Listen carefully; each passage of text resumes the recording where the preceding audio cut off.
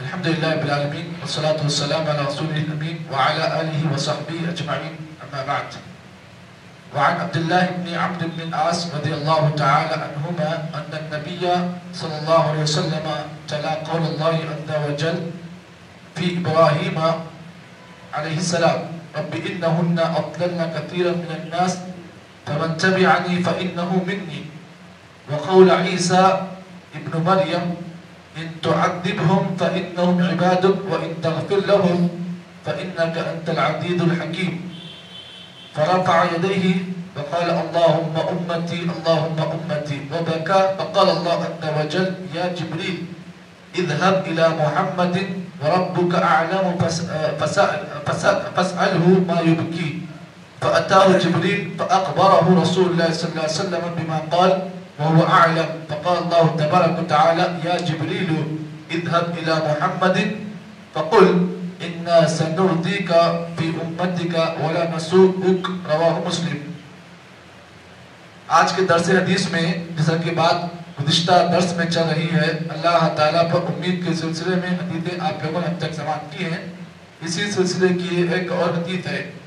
راوی حدیث حضرت عبداللہ بن عمرو بن العاص رضی اللہ تعالیٰ عنہ ہے. اس حدیث کو امام مسلم نے اپنی صحیح میں روایت کیا. فرماتے ہیں نبی اکرم صلی اللہ علیہ وسلم نے ایک مرتبہ قرآن مجید کی اس آیت کو تلاوت کیا جو حضرت ابراہیم علیہ السلام کی دعا ہے، جنہوں نے ابراہیم علیہ السلام نے اللہ تعالیٰ سے یہ دعا کی اپنی قوم کے بارے میں. کہا رب انہن اضللن کثیرا من الناس، کہ اللہ تعالیٰ ان بتوں نے میرے امت کے اکثر لوگ گمراہ کر دیا. ان بتوں کی عبادت نے میرے امت کے اکثر لوگ گمراہ کر دیا. فمن تبعنی فإنہ منی، اے اللہ جو میری اتباع کرے، جو میرے راستے پر چلے، میرا ان سے تعلق ہے. یہ ابراہیم علیہ السلام نے کی ایک دعا ہے جو انہوں نے اپنے قوم کے بارے میں اللہ تعالیٰ سے کے سامنے کی. اس کے بعد آپ اللہ کے نبی صلی اللہ علیہ وسلم نے حضرت عیسیٰ ابن مریم کی یہ دعا کو آپ نے پڑھا. کون سی دعا؟ حضرت عیسیٰ علیہ السلام نے اللہ تعالیٰ سے دعا کی اپنی قوم کے بارے میں. کہا ان تعذبهم فإنهم عبادك، اے اللہ اگر تو انہیں عذاب دے یہ تیرے بندے ہیں. وَإِن تَغْفِرْ لَهُمْ، اے اللہ اگر تو انہیں معاف کرے فَإِنَّكَ أَنْتَ غَفُورٌ رَحِيمٌ، اے اللہ بے شک تو معاف کرنے والا اور رحم کرنے والا اور تو رحم کرنے والا ہے.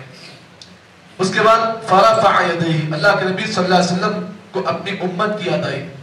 فَرَفَعَ يَدَيْهِ، آپ نے اپنے دونوں ہاتھوں کو اٹھایا اور کہا اللہم امتی اللہم امتی، اے اللہ میرے امت کے ساتھ برا سلوک نہیں کرنا.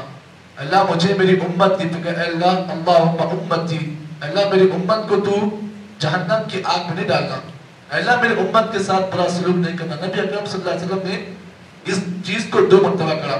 2 مرتبہ کہنے کے بعد وبکا، نبی کی آنکھوں سے آنسو جاری ہو گئے.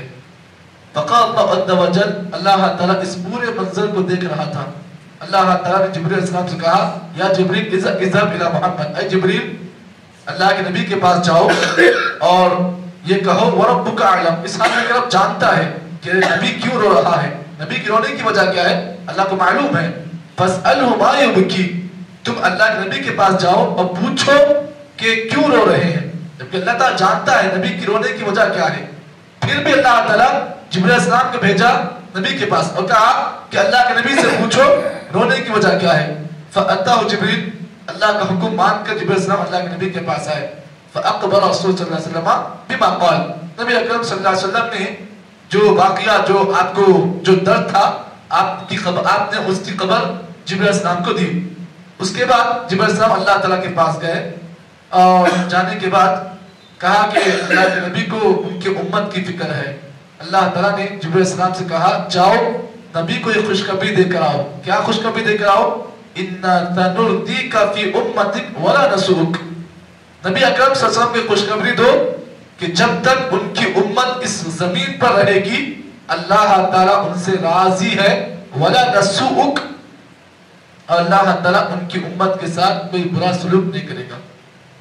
یہ خوشخبری جب اللہ کے نبی کو دی گئی تو نبی اکرم صلی اللہ علیہ وسلم کے آنکھوں سے آنسو جاری ہونا بند ہو گئے.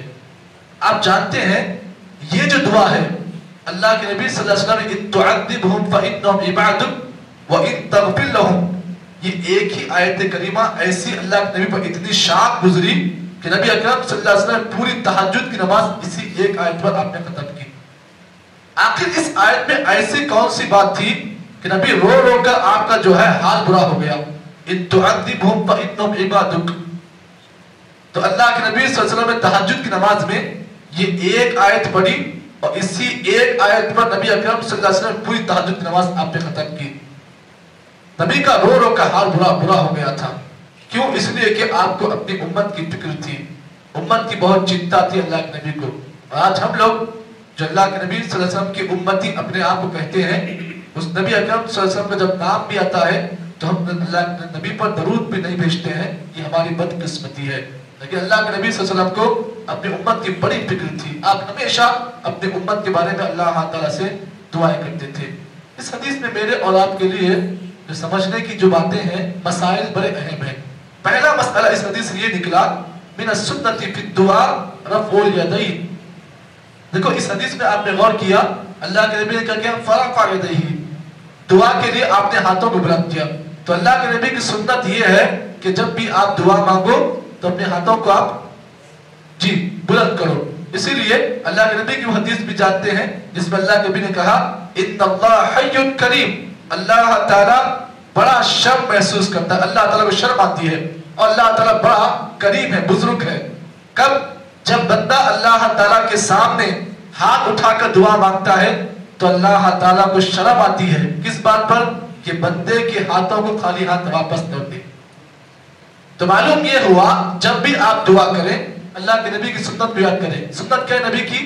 نبی کی سنت یہ ہے جب بھی آپ دعا کریں ہاتھ اٹھا کر آپ دعا کریں۔ اللہ کے نبی کے بارے میں آتا ہے کہ جب بھی آپ اللہ سے دعا مانگتے تو ہاتھوں کو ایسے بلند کرتے گویا کہ آپ کی بغل کی جو سفیدی ہے صحابہ کرام اس کو دیکھا کرتے تھے۔ معلوم یہ ہوا کہ دعا میں آپ اللہ تعالیٰ سے عاجزی کا طریقہ یہ ہے کہ آدمی ہاتھوں کو لمبا کرے۔ دیکھیے ایک فقیر ہوتا ہے، فقیر جب مانگتا ہے تو کیسے مانگتا ہے؟ یوں مانگتا ہے، نہیں ایسے مانگتا ہے فقیر۔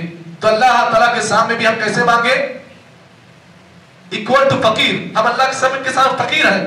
فقیر کیسے گر گراتا ہے؟ تو ایسے ہی ہم اللہ تعالیٰ کے سامنے جب بھی دعا مانگے گر گرا کر ہاتھوں کو بلند ہو کر ہم دعا کریں، یہ اللہ کے نبی کی سنت کا طریقہ ہے۔ دوسرا مسئلہ اس حدیث سے یہ نکلا اثبات علو اللہ علی خلقہ، اللہ تعالیٰ اپنے بندوں سے بڑا اونچا ہے۔ اللہ تعالیٰ جو ہے ساتوں آسمانوں کے اوپر عرش پر مستوی ہے۔ وَأَنَّهُ فِي السَّمَاءِ حَيْثُ تَتَوَجَّهُ الْقُلُوبُ وَالْأَيْدِي إِلَيْهِ۔ اللہ تعالیٰ جو ہے اپنے بندوں پر نگاہ رکھتا ہے، اپنے بندوں پر اللہ تعالیٰ نگاہ رکھتا ہے، حتیٰ کہ اللہ کی نگاہ بندوں کے دلوں پر بھی ہوتی ہے اور بندوں کے ہاتھوں پر بھی ہوتی ہے کہ میرے بندے ان ہاتھوں سے کیا مانگ رہے ہیں اور ان کے دل میں کیا چل رہا ہے، اللہ اس کو بھی جانتا ہے۔ لیکن وہ کہاں موجود ہے؟ وہ عرش پر مستوی، لیکن عرش پر رہنے کے باوجود بھی وہ انسانوں کے ہاتھوں میں کیا ہو رہا ہے اور انسانوں کے دل میں کیا چل رہا ہے، اللہ کی نگاہ اس پر بھی ہوتی ہے۔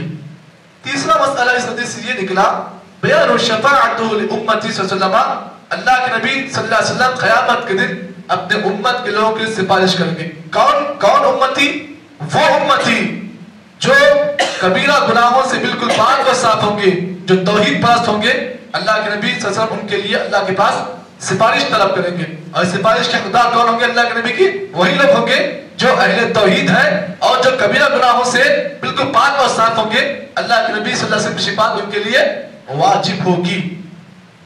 چوتھا مسئلہ اس حدیث سے یہ نکلا حب اللہ عز و جل لنبی صلی اللہ علیہ وسلم، اللہ تعالیٰ کو اپنے نبی سے بڑی محبت تھی، اللہ کو نبی سے بڑی محبت تھی۔ پانچواں مسئلہ اس حدیث سے یہ نکلا کہ اللہ کے نبی صلی اللہ علیہ وسلم کی بڑی اللہ تعالیٰ کے پاس بڑی منزلت ہے، بڑا مقام ہے، اور اللہ تعالیٰ اس امت سے ہمیشہ راضی ہے۔ کیوں؟ اس لیے کہ جب اللہ تعالیٰ اس نبی سے محبت کرتا ہے تو نبی کی جو امتی ہے اللہ تعالیٰ ان سے بھی محبت کرتا ہے۔ یہ 5 مسائل اس حدیث سے مجھے اور آپ کو ملے۔ اللہ سے دعا کریں کہ اللہ تعالیٰ ہمیں اور آپ کو جب تک اس دنیا میں قائم رکھے، صحیح دین پر اور صحیح ایمان پر قائم و دائم رکھے، جب خاتمہ ہو تو اس خاتمہ بالخیر ہو، آمین۔ سبحان اللہ بحمدہ، سبحانک اللہم بحمدک، نشہد ان لا الہ الا انت، نستغفرک و نتوب الیک۔